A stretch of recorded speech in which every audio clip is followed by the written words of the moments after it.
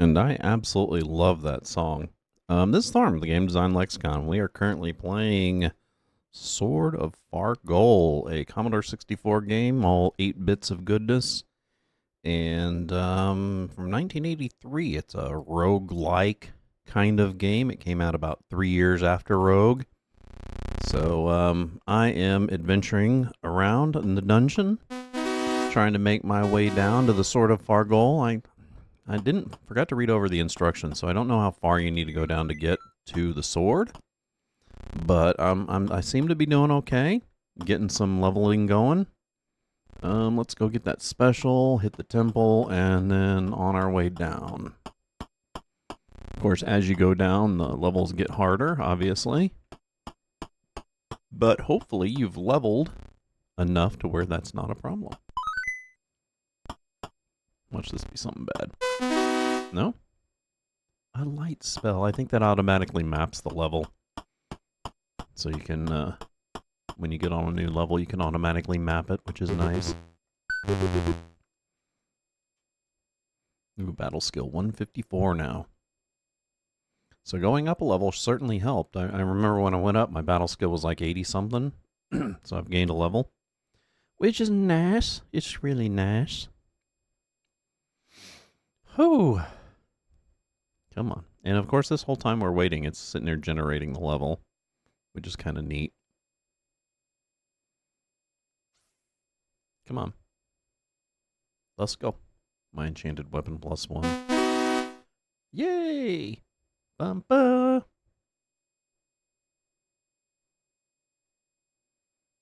Okay.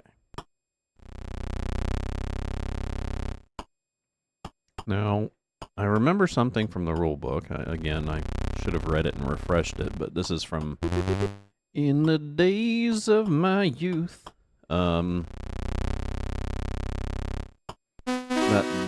That sound, how long and how deep it is, has to do with the amount of monsters that are on the map. I think my guess would be because the more of them that it's moving, the longer it has to do that. So I could be wrong. I probably am. So, gold. And a secret space. Oh, shit. I'm going to secret space.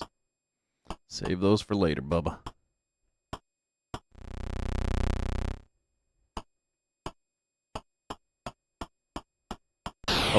Oh, that's why you save them for later. What the hell, dude? Get out of my space. Did he? Oh, shit, I think he took that. Oh, maybe that's why you shouldn't save them for later. Argument for that. I guess that maybe that answers my question that if they pass over like a thing of gold, will they take it? I think they might. I think they might. You might, rabbit. You might. I guess I just gotta keep them dead then, huh? Do.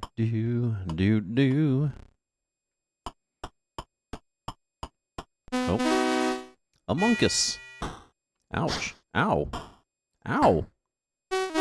Jesus, dude. That guy just did over 10 points of damage.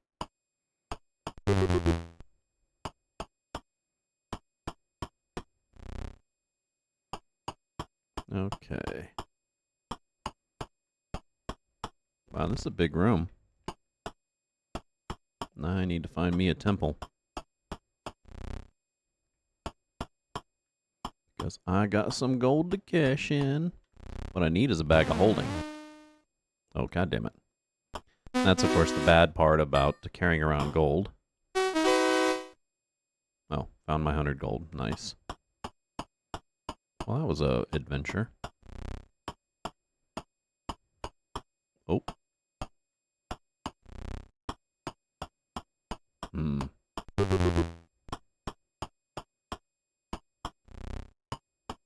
I mean, you hear how, like, quick that was. That makes me think there's, like, no one on the level right now.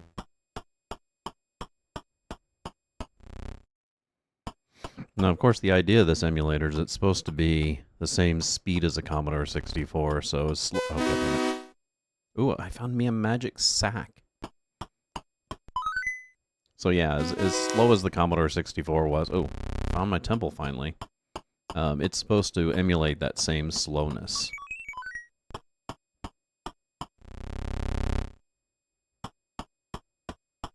What's really weird about this being a roguelike is you don't run into a lot of them that have like a real-time element like this. The fact that if you are just to stand still, nothing will move. From what I understand, you're also safe on the if you rest on the temple.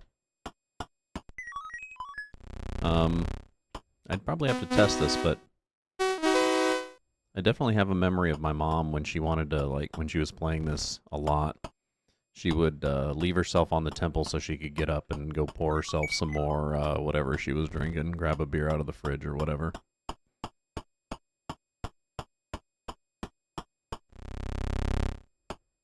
Oh, need to go get this guy. Might as well go hit up that temple while I'm down here, too. Plunk. Okay. Sacrifice.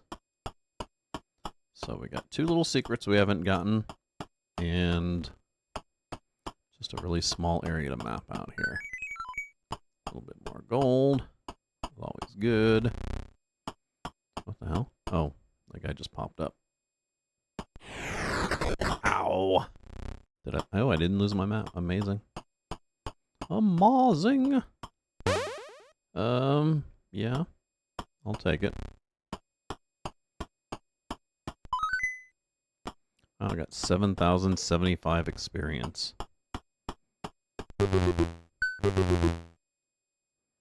Okay. 190 battle skill. Not bad. Not bad at all.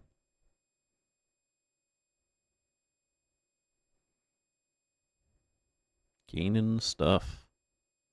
1 magic sack. I think that gives you another 100 gold that you can carry. If I remember properly. I don't remember what the hell beacons do, though. I really do need to break out the manual. Maybe I'll do that next break. This time I actually started my timer, so good on me there. Okay, let's go. Nope, nope, nope, not going up. Actually, no, let's go there. Let's go that way. Let's do a perimeter-y thing kind of first. If at all possible. Yes. Excuse me, monsters. I'm trying to move here. I'm moving around. Oh my god. What are you? Mercenary dead.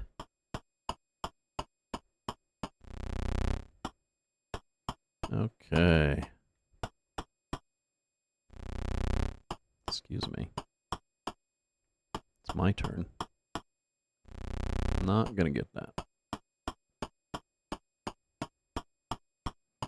Though I do have, well, I don't have really enough hit points, honestly.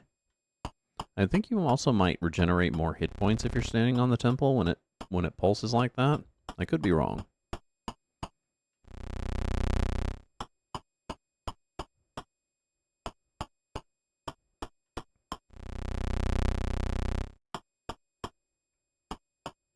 Oh.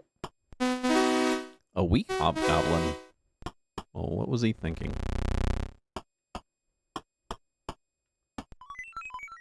Weak. Oh, who are you? A weak troll? He's supposed to be weak. Vanquished. Vanquished like the weak troll that he is. Okay. Wonder if that's like an internet troll. You know, I better go get that thing over there.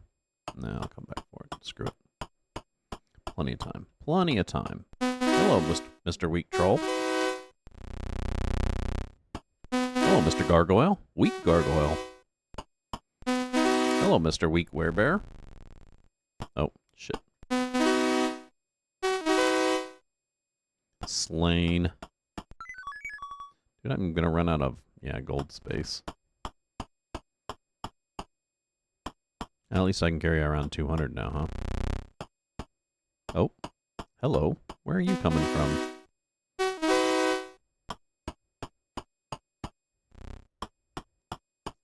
Okay, what the hell haven't I found the goddamn temple yet?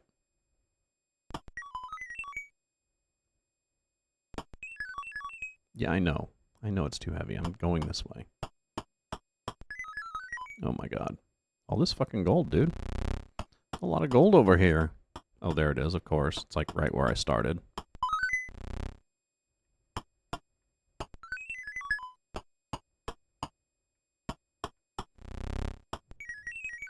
Okay. Well, this isn't bad. It has a lot more sound than that other one did, at least. Oh. Wow, I'm already full again? My god.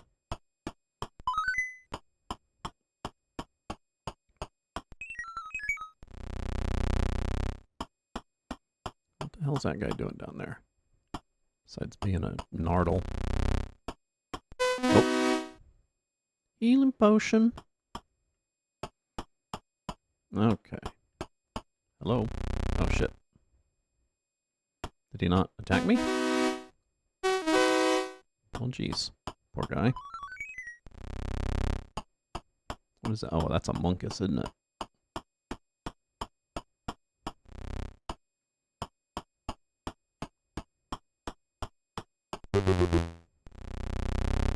Boy, I mean, when you think about the video games that we had to keep ourselves entertained with when I was a kid.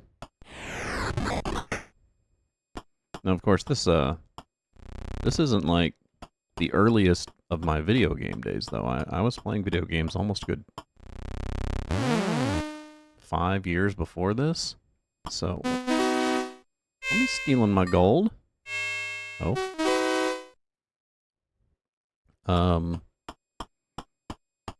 My parents were really big into, since my dad was an electrical engineer, he was really big into, or electronics engineer, he was really big into a lot of the modern electronics that were coming out in the mid to late 70s. And one of the earliest ones that we got was the Sears and Roebuck, the Telegames Pong system. So that was pretty much our first experience with game systems. So we were having fun with Pong on our TV before this. I guess I'm gonna go down. Ooh, a spider. Oh, whoop its butt. Okay, let's see if I can manage the next level.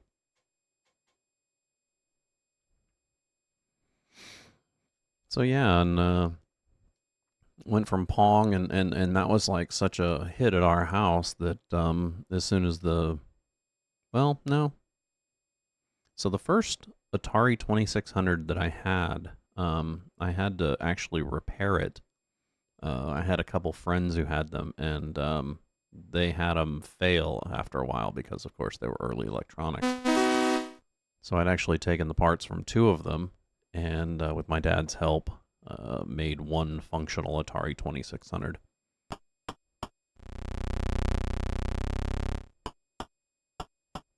And that was our first Atari 2600. My brother Jeff had bought one because he had a job. He was working at a grocery market or something, and had enough money to purchase one. But he was stingy about it, as he was with all of his possessions, so we didn't get to play it a bunch.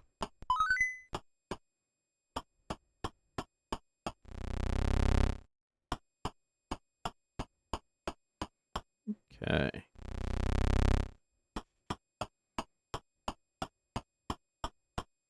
Anything down here? Nope. More monies. Definitely not going to say no to that. Oh. Must be a lot of monsters around here. That little Jaws sound is taking its time. What? Or maybe not. That can't be the whole level. There's not secret passages or anything. Healing potion. Map to 9th level. Well, I'm far away from there, and not to mention on top of that, this level's a bust. Well, I guess there are instances where you have to go back up because the random generation has screwed up. So back to level 4.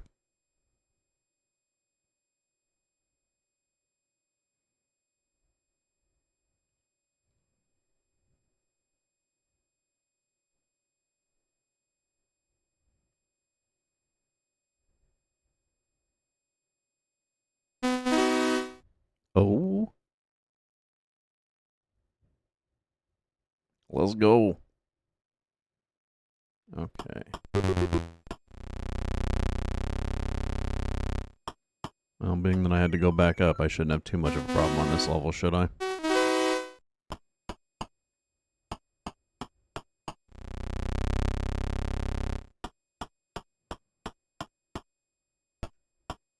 Makes me wonder if I shouldn't just drop down the first downstairs that I see.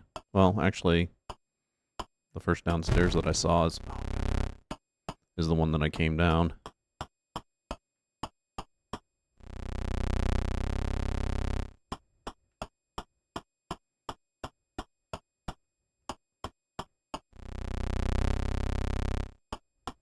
I was watching a really interesting special the other day on why robots shouldn't be made to look like humans. And it was going over all the different, like, modern-day aspects of robotics, which is really neat. And one of them that it was highlighting was a contest that has been going on since the 1980s, I want to say.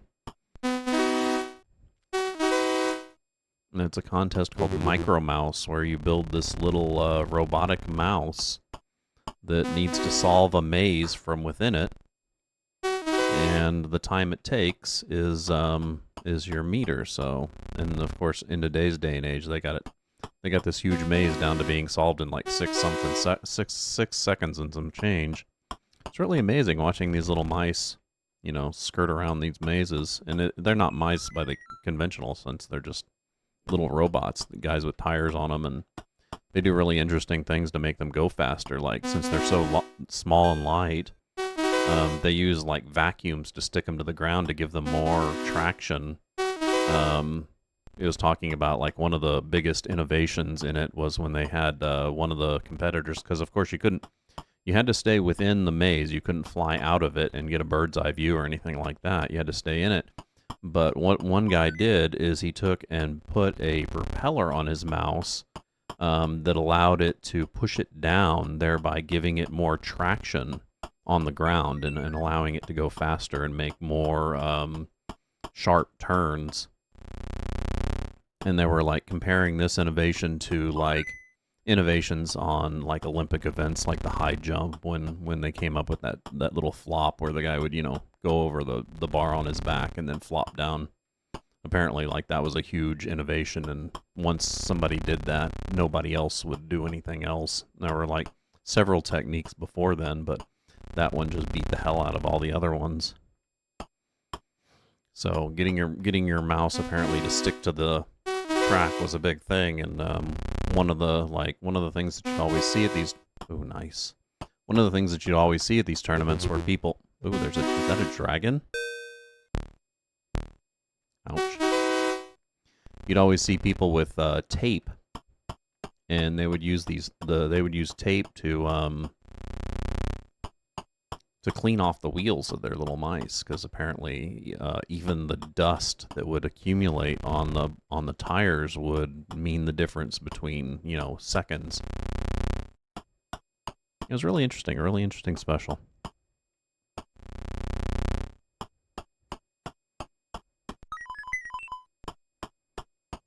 Okay. That dragon's up there, and I'm probably going to want to fight it. Where did he go? Oh, there he is. Hey, Mr. Dragon.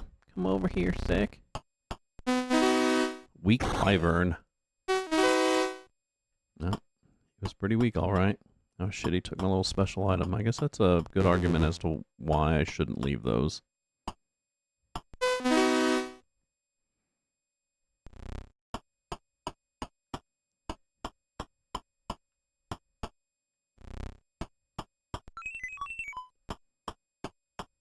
Okay. Looks like we're almost done with this level.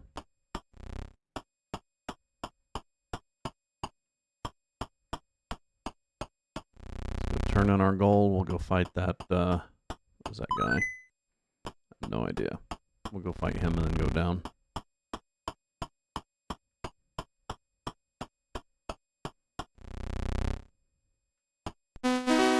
Weak gargoyle. And down we go.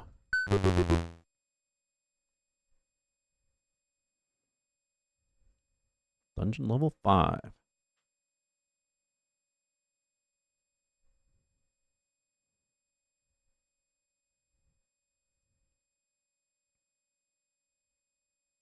course, I could always turn on the warp to make it generate faster.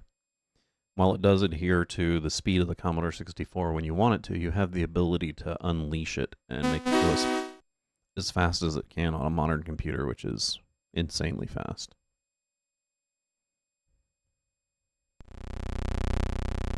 What?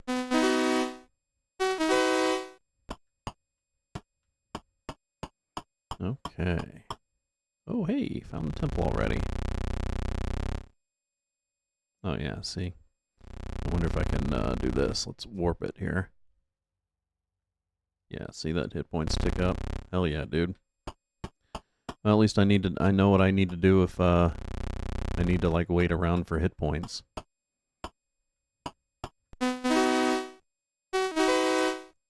Yay! Weak troll dead.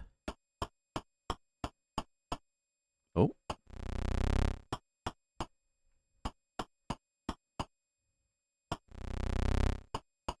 Damn it, I better get all the rest of that. It's gonna be a pain in the ass having to come all the way back here.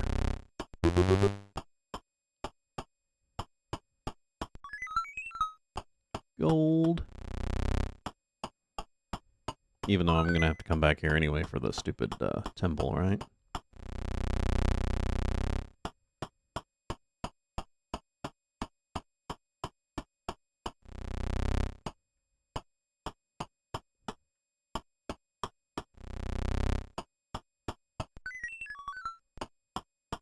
Oh, there's a lot of gold on these levels.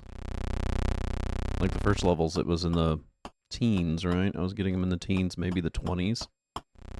Now I'm getting them, it's like 50 a pop. And oh my god, my XPs.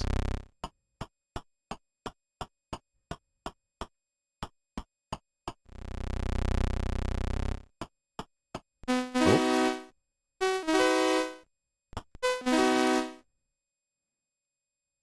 I'm amazed I haven't lost my map yet.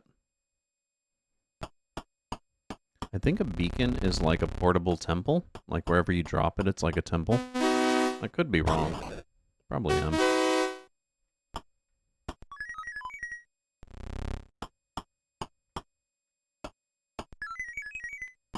I mean, I've already almost maxed out my gold carrying capacity. It's like I can find one more thing and I'm gonna have to go back to that stupid temple.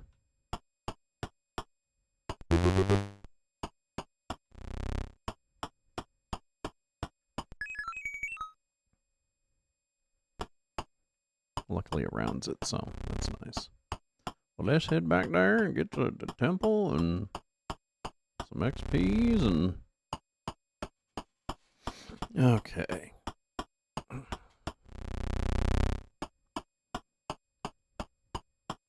Yeah, another one that I really want to play is a game called Alternate Reality. They made 2 of them. They made the city and the dungeon. The city they made on both DOS... It came out for DOS, Amiga, and 64. But of course, it's that DOS era where everything was in like CGA graphics. So, ooh, a dimension spider. So the graphics aren't that good, and it's actually better graphics if you play it on the Commodore 64. And then the dungeon. Oh, another cool thing about these 2 is I don't know if they planned on putting out more than just the 2. But you could transfer your characters between the games, which was, I think, a first. I'd never seen games where you could transfer your characters when these things came out, which was really neat. And you could take your city character and transfer him to the dungeon and continue to play, which, you know, I remember the Gold Box D&D games doing that, but at least some of the later ones. But this was way before those. There's also a lot of other games that I want to play that aren't as much one-shot adventure games, ones that are going to take a while to get through, so I want to make sure that I have a dedicated day for them before I really go into them. And I'll figure out when I'm going to do that. I definitely want to do like the Fantasy series, the Questron series, the Legacy, the Ancient series. And these are all just 8-bit early adventure games, fashioned in the sense, in the image of like Ultima, the old Ultima games, alternates to Ultima. Deathlord. Deathlord was really awesome. Deathlord was the game that Electronic Arts came out with, and they essentially just copied Richard Garriott's Ultima. And I remember it was one of the games that got Richard Garriott pissed off at Ultima because he was touring their facilities, and he noticed that one of the games that they were about to release looked like almost a one-to-one of one of his games, and it pissed him off something fierce. Warlord, on the other hand, it's a really neat game, very large. They wanted to, make sure that the scope of it was as large as the Ultima games. Plus, it's really neat because it has a Asian theme instead of a medieval European theme. Okay, let's go turn in that gold, and then we'll go down a level. See how we'll fare. So yeah, I mean, but at the time, it was the time where a lot of games were going to be copying either, Richard Garriott's Ultima series or the Bard's Tale series. And, I mean, there were only about, there was a lot of experimental games, but when it came to, like, adventure games or role-playing game style stuff, I mean, there were really only about 5 genres, and they all kind of copied from each other. Hey, nah. Okay, down we go.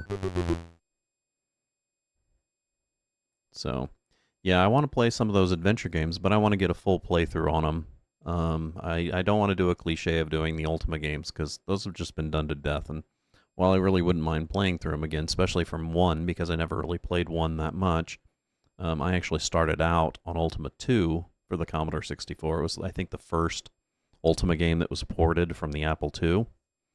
And even the Commodore 64 version was really odd because when they ported it, they made the colors weird. So Richard Garriott had a very defined color palette for his Ultima games, and it being the Commodore 64 version varied from that. It made it very standout-ish, I guess you could say. What the hell, dude? So, yeah, I'll definitely want to play the Fantasy, the Questron, and the Legacy, the Ancients. I think Fantasy, I want to say Fantasy was the first one out of all those. Maybe Questron came out at about the same time.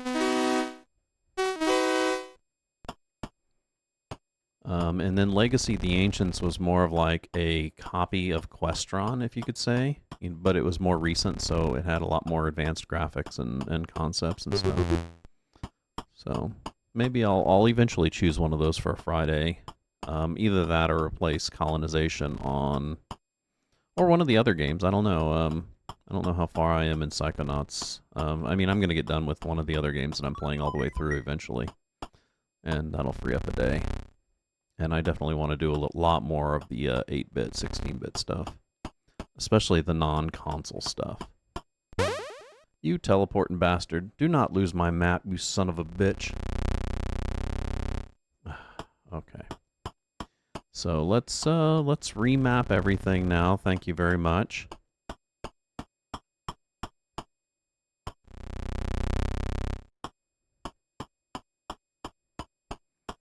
Okay. Oh, what are you? An assassin. Ooh. Ow. He was a toughie. Ain't gonna lie. And that is a break this storm with the Game Design Lexicon. I'm currently playing Sword of Fargoal for the Commodore 64. If you like any of our content, make sure you give us a follow down below. We do stream Monday through Friday, 5 days a week, noon p.m.-ish Central Standard Time through 3 p.m.-ish Central Standard Time. And you can catch our older stuff over on YouTube if you'd like. Of course, you're not going to get the live music on it. And today is one of my favorite bands, Catherine Wheel.